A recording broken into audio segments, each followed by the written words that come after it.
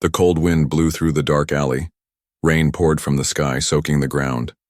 The streets of the alien district were almost empty. Everyone had gone inside to stay dry. But Darren, a human man, was still walking. He had just finished work in the nearby mining sector. Tired, hungry, and wet, he hurried toward his small shelter. His boots splashed in muddy puddles as he walked. But suddenly something caught his eye. There, under a broken metal roof, sat a small, thin figure.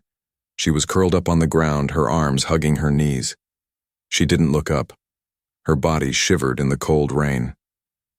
Darren slowed down. It was not usual to see anyone lying alone out here. He took a few careful steps closer. The figure was a girl, an alien girl. Her skin was a soft blue-gray. Her long hair was dirty and stuck to her face. She had no coat. Only a thin, torn dress clung to her shaking body. "Are you okay?" Darren asked gently. No reply. He knelt down beside her. "You'll get sick out here. Come on, there's a warm place near my station." Still, she didn't speak. But slowly, she turned her head. Her eyes were large and glowing, a mix of fear and sadness. She stared at him like she didn't believe he was real. Darren sighed. "I won't hurt you, I promise." Then her lips moved. "Please," she whispered, her voice so soft he almost missed it. "I'll warm your bed, just don't leave me." Darren's eyes widened. It wasn't flirtation. It wasn't love. It was fear. Pure, helpless fear. She thought he would only help if she gave something in return. "No," he said quickly, shaking his head. "I'm not like that. I just want to help. You don't owe me anything." She blinked, confused. Darren took off his jacket and gently placed it over her shoulders. The warmth of the jacket made her flinch at first, but then she closed her eyes and breathed deeply, as if she hadn't felt warmth in days. "What's your name?" he asked. She didn't answer. "Okay," he said softly. "You can tell me later. Let's get you out of the rain first." Carefully, he helped her to her feet. She was weak. Her legs shook. She couldn't walk properly. Darren ended up lifting her in his arms. She was lighter than he expected. Too light. As he carried her through the rain, people from windows stared. Some even laughed. Others shook, their heads. "A human carrying trash," one muttered. "She's probably used," another whispered cruelly. Darren ignored them. His face stayed calm, but his heart burned with anger. How could they say that? She was not trash. She was a living being, a girl, and she needed help. Finally, they reached his small shelter. It was warm inside, barely, but better than the street. He placed her gently on a soft mat and gave her a clean towel. She didn't speak. She only looked at him, watching every move. Darren prepared hot water, then handed her a clean blanket and some clothes he kept for emergencies. "Here," he said. "Get dry. I'll wait outside if you want privacy." She nodded slowly, still unsure if he was really safe.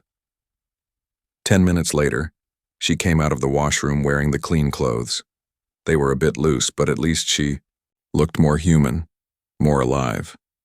Darren handed her a cup of soup. "Eat slowly. Your stomach might be empty." She looked at the cup, her hands shaking again. But she took it.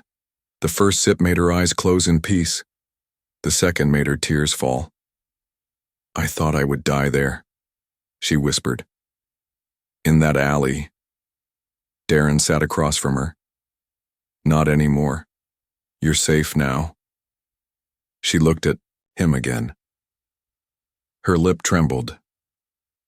"No one has ever said that to me," she said. He didn't know what to say back. The storm outside grew louder, but inside the small shelter, a kind silence filled the space. The alien girl, once cold, wet, and shaking, now sat quietly, wrapped in a blanket, her body warm and her eyes watching Darren closely. She still didn't trust him. Not yet. But something inside her had changed. For the first time in a long time, she had hope. The rain had stopped outside, but inside the small shelter the air still felt heavy. Darren sat by the old heater, watching the alien girl as she slowly finished the soup he gave her. She hadn't said much since she whispered those desperate words in the alley. She didn't even ask where she was. She just ate, as if every bite was a fight between fear and hunger. She pulled the blanket tighter around her shoulders. Her thin hands trembled as she lifted the bowl to her lips. The warmth of the soup seemed to calm her, but only for a moment. Her eyes kept darting toward the door, as if she expected someone to burst in and drag her back into the cold. Darren didn't want to pressure her with questions, but his heart ached to know who she was and what had happened to her. She looked too young to be on her own. Her eyes, though beautiful, looked like they had seen too much pain. He placed a small packet of healing gel and bandages near her. "If you have any cuts or bruises, you can use this," he said softly. For the first time, her eyes lifted to meet his. There was hesitation, silence. Then slowly, she placed the bowl aside and pulled up the sleeve of the oversized shirt he had given her. Darren's breath caught in his throat. Her arm was covered in scars, some deep, some old, and some clearly fresh, not just scratches, burns, whip marks, and strange symbols carved into her skin. He saw the outline of shackles that had been too tight for too long. "These," she began, her voice dry and hollow, "are not the worst." She lifted the edge of her shirt at her back and Darren turned away quickly out of respect. But he had already seen enough. Her back was a mess of healed-over wounds, brutal, cruel marks of ownership. He clenched his fists without realizing it. "Who did this to you?" he asked, his voice low, serious. She pulled her clothes back into place and looked away. "They called it training. Said I was born for service. But once they said I was broken, they didn't want me anymore." Darren couldn't believe. Service? What kind of people?" "They are not people," she said quietly. "They're monsters in fine robes. I was part of the Royal House breeding project. We weren't allowed to speak unless spoken to. They measured our value by obedience, by how still we could stay while being hurt." She paused.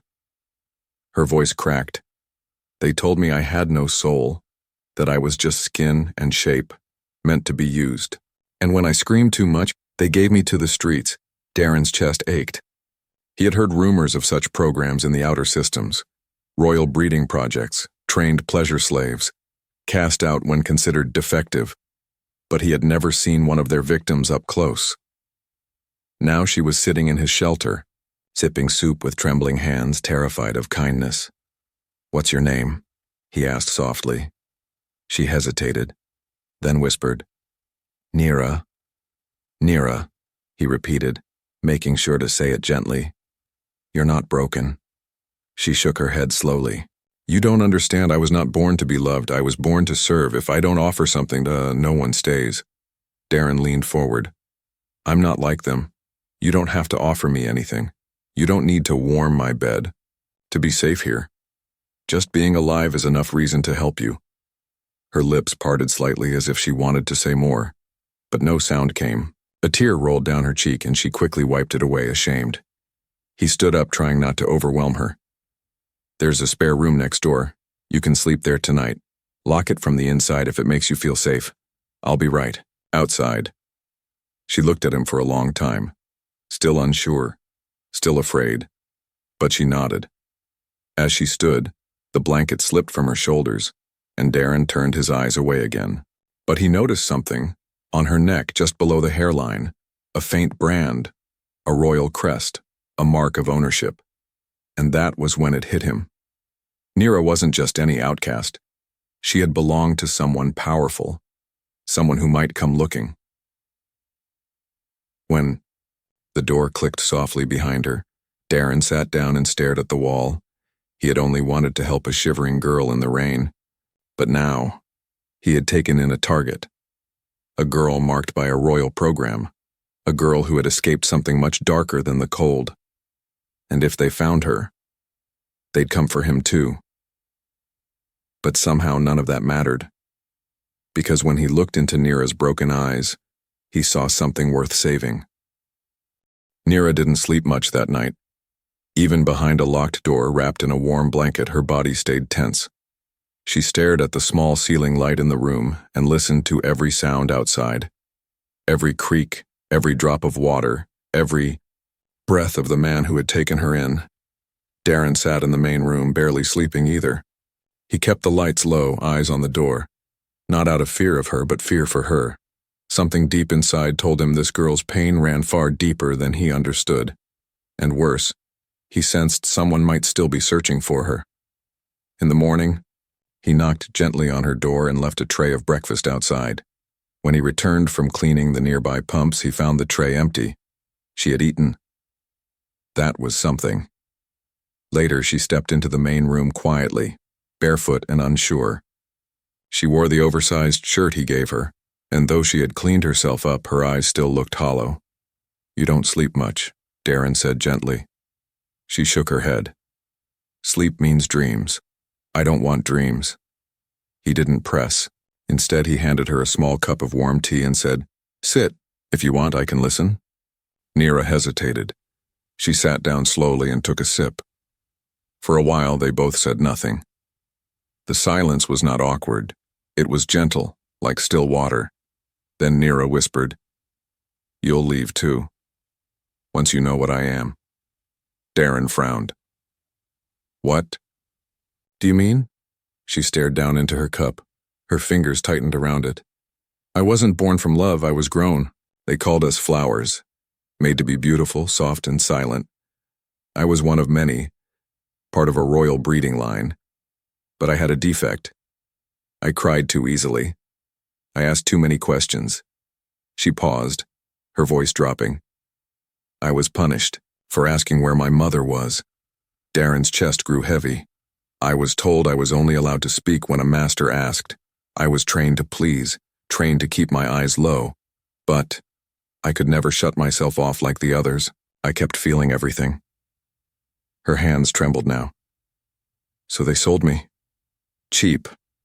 I was passed around from hands to hands like a broken toy, until no one wanted me anymore." A cold silence followed. Darren said nothing at first. He was afraid to say the wrong thing, to make her feel smaller than she already did. So he did the only thing he thought she might believe. He moved slowly, walked over, and sat down across from her. "Neera," he said softly, "I don't care how you were born, or what they tried to make you into. You're not a thing. You're not broken, you're just hurt. And being hurt doesn't make you less." Her eyes filled with tears, but she blinked them away quickly. "You say that now, but people change." "I won't," Darren said, meaning it. "Even if your past is messy, you're here now. You're free here." She looked at him, and for the first time since they met, she didn't look away immediately. Something in her expression shifted. A flicker of trust. A crack in the wall she'd built around herself. Then came a sound outside, a loud humming, low and distant. Neera froze. Her cup slipped from her hands and shattered on the floor. "No," she whispered. "No, no, no, not now." Darren stood, up fast. "What is it?" She grabbed his arm tightly. "They found me. I know that sound. That's a Royal Scout drone." Darren rushed to the window. In the sky, a dark shape moved slowly across the clouds, silent, except for its low hum. "Is it tracking you?" he asked. She nodded. "They branded me, under my skin, behind my ear. They said if I ran, they could always find me. And if I was taken, anyone helping me would be punished." Darren didn't flinch. "Then we remove it." "What?" He turned to his tools. "I'm not a doctor, but I know basic implants. I'll find the tracker and cut it out. You said behind your ear?" Neera backed up. "What if you hurt me?" "I won't," he said gently. "But we have to do this. You want to be free, right?" She stood still, her breath came fast. But after a long pause, she turned her head and pulled her hair aside. Behind her ear, just as she said, there was a faint line in the skin, hidden under the surface. "I'll be careful," Darren promised. And as the royal drone passed over the sky outside, a quiet operation began inside. No anesthetic, just trust, just pain, and hope. When it was done, Neera collapsed into his arms, bleeding and shaking, but smiling for the first time. Because for once, someone didn't use her body. Someone saved it. The next day, the sky above was quiet, but Neera's heart wasn't. She sat near the small window, wrapped in a fresh blanket, eyes watching the clouds, her hand still pressed gently over the cut behind her ear, where Darren had removed the tiny chip. The pain was fading, but the fear still burned. Darren moved around the room trying to look calm, though he was anything but. He had destroyed the tracker, smashed it to pieces and buried it far outside in the waste zone. But something inside him still felt uneasy, like eyes were watching. Darren, Neera said softly, not looking at him. What happens if they come? Anyway, they won't, he said without thinking. We got rid of the tracker. But they don't need just that, she whispered. They have ways. Smell, sound, energy prints. I was made to be easy to find. He came closer and crouched beside her. Then we'll run if we have to. I've got tunnels under this place. Routes I never showed anyone. I'll get you out. She looked at him with wide eyes. Why do you care so much? Darren didn't answer right away. He just said, because no one else did. Suddenly, a loud knock echoed through the shelter. Neera flinched so hard she dropped her cup. Darren stood instantly, his hand going for the wrench he kept behind the door. Knock, knock, knock, slow, heavy. Darren motioned for her to hide. She ran silently into the back room and locked the door. He opened the outer hatch halfway. 2 figures stood there. They weren't soldiers. Not in the usual sense. No metal armor, no guns. But their robes shimmered with soft tech, and their eyes glowed unnaturally. Their skin was pale silver, marked with the same crest Neera had branded on her neck. We seek a stolen asset, one of them said coldly. A Class 3 breeder. She escaped from Royal Sector 9. Her tracker was disabled here. Wrong place, Darren said flatly. No one like that here. The taller one smiled, thin and false. We are allowed to search. The scan shows her energy signature inside this structure. Darren's heart pounded. He blocked the doorway fully. You have no human colony clearance. That girl isn't yours anymore. She's under my protection.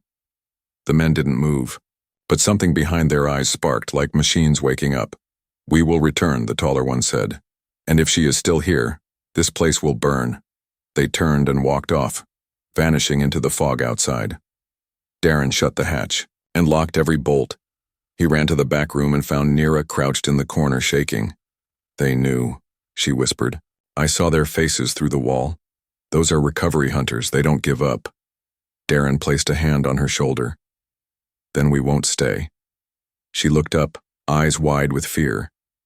What do you mean? We leave tonight. There's a way out through the tunnel system under the waste plant. It leads to the old human outpost in the hills. It's hidden, protected. But you'll lose everything if you leave, she said. I already left everything behind when I found you in the rain, Darren said. She didn't speak. Her eyes filled with tears, but this time she didn't wipe them away. That night, after packing what little they had, dry food, clothes, a light weapon, Darren opened the old hatch in the floor. The tunnel beneath was dark, narrow, and damp. He went first. Neera followed closely, holding his jacket tightly. They crawled through pipes and ducts for hours. At one point, the ground shook above them. Darren looked up. They're scanning the surface. Then they're close, she whispered. They moved faster, even when their knees hurt. The walls were tight. Neera's breathing grew heavy, but she didn't stop. When they finally reached the outer edge of the hill path, the first thing they saw was fire in the sky. Back toward Darren's old shelter. It was gone. They burned it, he said under his breath. Neera reached for his hand, without thinking. He held hers tightly. You're safe, he told her. I swear. She nodded. but her eyes stayed locked on the orange glow rising from the horizon, the place that had become her first true home. Now destroyed because someone dared to care. For her, they started walking again, toward the human outpost, toward a new future. Every step was slow but full of meaning. Neera didn't know what the next day would bring, but tonight she was free, and no one, not hunters, not masters, not royal programs, was taking that from her again. The mountain air was thin and cold. Every breath Neera took felt like a sting in her chest, but she didn't complain. Her bare feet were wrapped in torn fabric, her body sore from crawling through tunnels and climbing rocky paths, but she kept moving because Darren kept moving, and because fire still lit the skies behind them. The old shelter, the warmth, the first bed she ever slept in without chains, it was all gone. Burned because she existed, because she had dared to hope. They reached a ridge just before sunrise. The view was quiet. Fog rolled over the hills, hiding the hidden outpost Darren had spoken of. He pointed down toward a metal hatch half buried in moss and vines. "That's the access," he said. "It's been sealed for years, but I've got the codes." Neera looked down at it, her body leaning on a wooden staff Darren had carved for her during a short rest. "Will they follow us here too?" "They'll try," he said, but the outpost was once a deep-core signal bunker, built to hide from orbital scans. If we're inside before nightfall, they won't find us. They hurried down the slope, careful not to leave obvious tracks. As Darren worked on unlocking the door, Neera looked up and froze. In the sky above, a black triangle ship hovered for a moment, silent as a ghost. "Darren," she whispered, her voice sharp with fear. He didn't look up. He already knew. "They're faster than I thought." With a loud click, the door opened, just wide enough for Neera to slip in. She climbed down the metal ladder while Darren stayed behind and sealed the hatch again, just in time. Because moments later, the air above them roared. The triangle ship began its sweep, searching, scanning, and hunting. Inside, the air was still. The bunker smelled of dust and old metal, but it was solid, strong, safe, for now. "We'll be okay," Darren said, guiding her deeper into the dark hallway. He lit old wall panels with his flashlight, revealing control rooms and storage units. "This place was built to survive wars. It'll protect us." But Neera didn't smile. She sat on a crate and looked at her trembling hands. "They'll never stop," she said quietly. "They destroyed your life, Darren, just because you helped me." He sat beside her. "They didn't destroy anything I care about. What matters is you're still here." She shook her head. "I'm not worth this." "You don't get to say that," he said gently, "because I've seen the truth now. You weren't just a girl they used. You were someone strong enough to escape. That's not weakness, Neera, that's survival." She stared at him, her lip trembling. "Why do you keep choosing me?" Darren paused before answering, "Because you never had anyone choose you before." Before she could say another word, the floor shook. Hard. Boom. Then another. The ceiling dust rained down as distant thuds echoed through the bunker. "They've found the hatch," Darren said. "They're trying to blast it." He jumped up, pulled out the emergency weapons he had stashed years ago, a pulse rifle, a short blade. He gave her a light stun tool. "Only use it if they get close. Aim for the chest." She stared at the weapon in her hand like it was a snake. "I don't know how to fight." "You don't have to," he said, loading the rifle. "Just stay behind me." But as the bunker shook again, and the walls groaned under pressure, Neera did something unexpected. She stood up. Her body was still weak, still recovering. But her hand stopped shaking. "I won't run again," she said. "Not this time." Darren glanced at her. "You sure?" She nodded. "I've run my whole life. From cages, from collars, from buyers. I'm tired of running. If they want me, they'll have to face both of us." The next minutes moved like fire. The hunters broke through the upper hatch. 2 of them came in fast, scanning every room. Darren took cover behind a pillar, fired the pulse rifle. 1 fell. The second turned to fire back, but Nira, from behind a crate, launched the stun device. It hit. He dropped with a crackling sound, body twitching from the electric shock. Silence followed. Nira stood up slowly, panting. "I did it," she whispered. Darren stepped over the downed hunter and looked at her with something more than admiration. "You saved us," he said. She laughed once, weakly, then cried. Not out of fear this time, but from the strange warmth of finally fighting back. Together, they dragged the hunters out of the main hall and locked the hatch behind them. They knew more would come, but for now they had won. And for the first time in her life, Nira wasn't just someone to protect, she was part of the fight. For her own freedom. Days passed after the fight in the bunker. The hunters didn't return. Maybe the message had been sent clearly. This girl was no longer alone. Or maybe they feared Darren more now that he had stood against them and won. Whatever the reason, the skies above the mountain were finally quiet. Inside the bunker, silence had a different meaning. It was not empty anymore. It was peaceful. Darren spent his days repairing old generators, getting the heat back on, and setting up clean water lines from the mountain spring nearby. The bunker wasn't much, but it was safe. It was warm. It was theirs, and Nira, she began to change. At first, she still woke up at night gasping, sweating, afraid. But each morning her eyes grew clearer, her hands steadier. She started eating full meals. She even laughed once, just a soft sound while trying to light a broken lantern, but it surprised them both. Darren didn't push her to talk. He just let her be. And because of that, she began to speak more on her own. She told him about the first cage she remembered, how the trainers taught her to kneel before she could walk, how they whispered lies in her ear about how pain was love. "But I never believed them," she said one day while helping Darren clean the floor. "I cried when they beat the others. I tried to hold their hands. That's why they said I was broken. But maybe..." She looked at him. "I was just human inside." Darren paused, looked at her. "You were never broken, Nira. You were the only one who wasn't." She smiled again, and this time it stayed longer. One night they sat outside the bunker. The stars were bright, brighter than she ever remembered seeing them. "Do you ever miss your real home?" she asked. Darren shrugged. "Not really. Earth wasn't kind to people like me. I came to this planet to escape debt, bad choices, and a life that felt too small. Funny how I had to come all the way to another world to finally find something worth holding on to."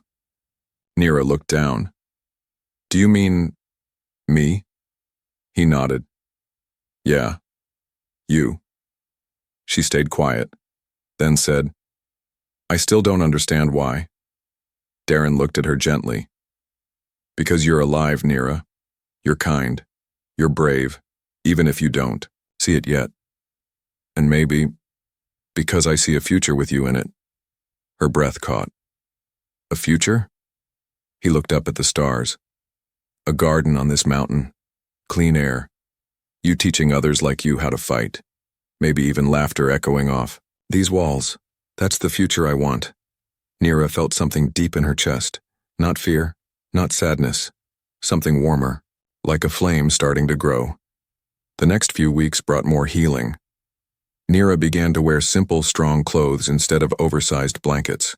She learned to cook with ration packs and even made a sweet dish that reminded her of something from her childhood. Darren loved it, even if it was too salty the first time. She painted the wall near her bed with wild shapes and colors. "I never had anything of my own before," she explained. "Now this wall is mine." And every night, before they went to sleep in their separate corners of the bunker, she would whisper softly, "Good night, Darren." Until one night she said something else. "Darren?" He looked up from his seat. "I want to stay with you. Forever." He was quiet for a moment, then said, "You already are." She stepped closer, her eyes unsure. "I mean, really stay. I want to be yours. Not because I have to, Not because I'm afraid, but because I choose you. Darren stood. The words meant more to him than anything else in his life. You sure? He asked. She nodded.